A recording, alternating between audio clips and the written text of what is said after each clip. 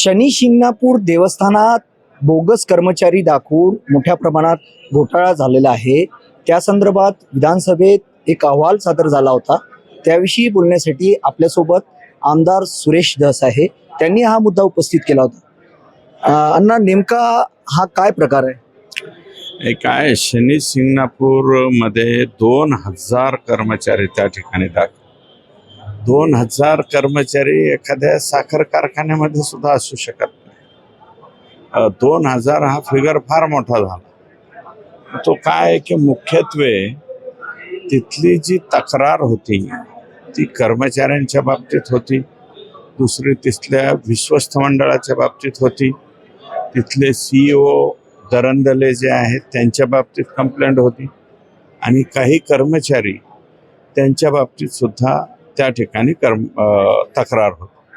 काय की शनिदेवांचं मंदिर हे संपूर्ण भारतभर त्या ठिकाणी प्रसिद्ध झालं, आणि तिथे येणाऱ्या भाविकांची संख्या ही हजारामध्ये राहिलेली नाही, आता लाखोमध्ये गेली. आणि नेमका याच गोष्टीचा फायदा करून घेऊन इथले जे काही 1, 2, 3 पुजारी आहेत, हे CEO, त्यांचे काही ठराविक कर्मचारी, त्याच्यानंतर हे विश्वस्त मंडळ, या लोकांनी तिथं म्हणजे खाजगी ॲप तयार केले. श्री मंदिर हे वेगवेगळ्या नावाने असं काहीतरी नाव द्यायचं, ज्याला चॅरिटी कमिशनरची मान्यताच घेतली नाही. डायरेक्ट ॲप बनवलं, आणि त्या ॲपमध्ये काय आहे की तुमच्या नावाने आम्ही पूजा करतो. प्रत्येक ॲप जे 10 ॲप खोलले, आणि त्या प्रत्येक ॲपच्या सभासदांची संख्या जवळपास 3 लाखाच्या आसपास. मग काही सभासदांकडून 1800 रुपये गोळा करायचे, कोणाकडून 2000 रुपये, कमीत कमी 1800, 2000. तेलाचा अभिषेक घालायचा असेल तर 5000. आणि मग बहुतेक काही लोक असे आहेत की त्यांची शनिदेवावरती श्रद्धा आहे, परंतु ते त्या ठिकाणी येऊ शकत नाही, जाऊ शकत नाही. मग अशा वेळी त्या लोकांना सांगायचं, व्हॉट्सअप फेसबुकवरती टाकायचं की तुमचं येणं जरी नाही झालं तरी तुम्ही 5000 पाठवा, तुमच्या नावाने आम्ही तेलाभिषेक करतो. तो तेलाभिषेक त्या ठिकाणी करायचा आणि त्या माणसाच्या व्हॉट्सअपवरती ते पाठवून द्यायचं. मग जे भाविक तिथे येत नाहीत तिथं डॉलरमध्ये सुद्धा पैसे स्वीकारल्याचे नोंदी आहेत. हे एवढ्या बेमालूमपणे त्या ठिकाणी चाललं होतं.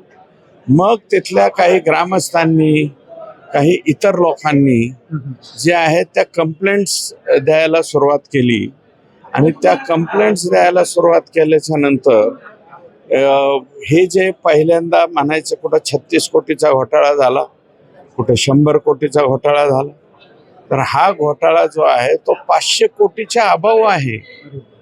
हे फार भयानक आहे.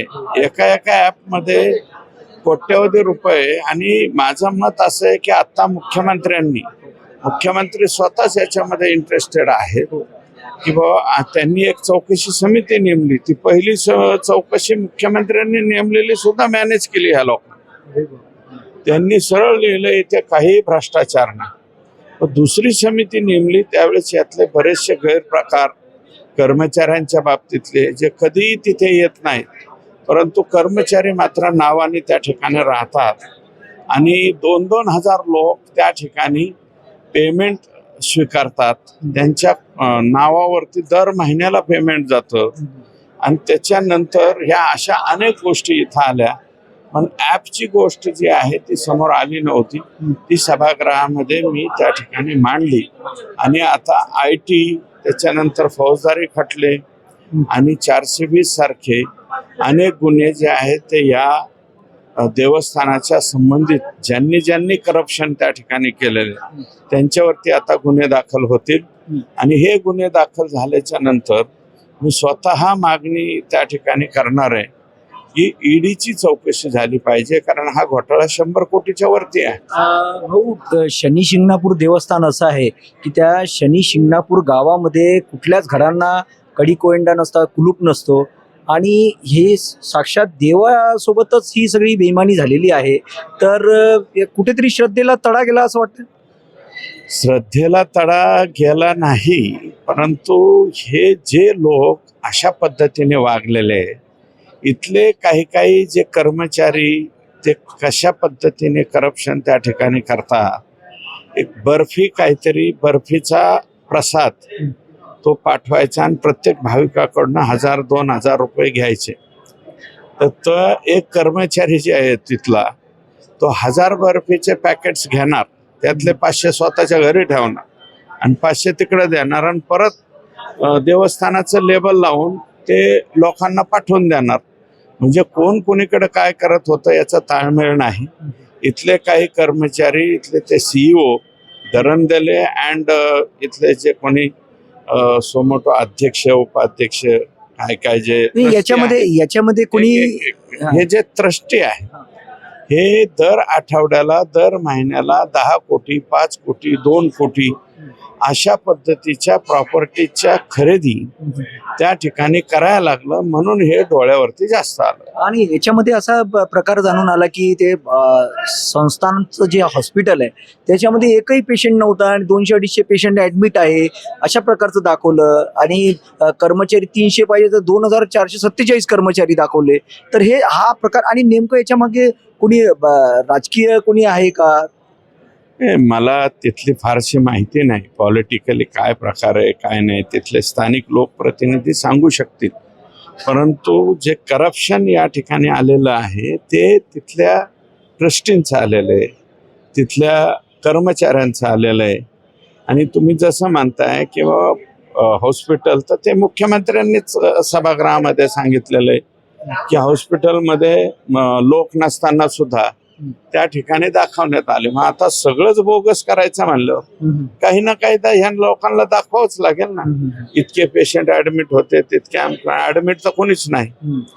हे पूर्णपणे बेबंदशाही जी आहे ती त्या ट्रस्टमध्ये आणि शनेश्वर देवस्थानाच्या तिथे झालेली आहे.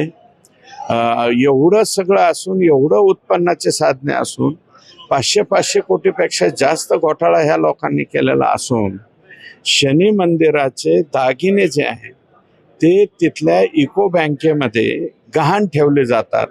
याच्यावरनच तुम्ही ओळखून घ्या की हा कारभार कसा आहे. शनेश्वर देवस्थानाचे दागिने मान्य आहे की ते वर्षामध्ये 1-2 वेळाच लागतात, परंतु गहाण ठेवण्या इथपर्यंत तुम्ही काय करा, ते सिक्युरिटी म्हणून बँकेच्या लॉकरमध्ये ठेवा, हे मान्य होईल. परंतु लॉकरमध्ये न ठेवता त्याच्यावरती बी कर्ज काढायचं, तेही फस्त करायचं. याच्यामध्ये सगळ्यात म्हणजे आता जो चौकशी समितीचा अहवाल होता तो नेमका कोणाचा होता, आणि याच्यामध्ये आता हे राजकीय कोणाचा वरदहस्त आहे का, किंवा पुजारी आणि जे विश्वस्त आहे ती जी बॉडी आहे तर त्याच्यामध्ये कोण नेमके लोक आहेत? हे 2-3 पुजारी आहेत. ते तुम्हाला ऍपवरती पण पाहायला मिळतील. तुम्ही सर्च करा त्यांच्या ऍप, त्याच्यामध्ये तेच 2-3 पुजारी त्या ठिकाणी दिसत आहेत. आणि हे ट्रस्टी मंडळ जे आहे, जे मागच्या 5 वर्षापूर्वी नियुक्त झालेलं आहे, ते त्याच्यामध्ये इन्व्हॉल्व आहे. संस्थेचे कर्मचारी इन्व्हॉल्व आहे.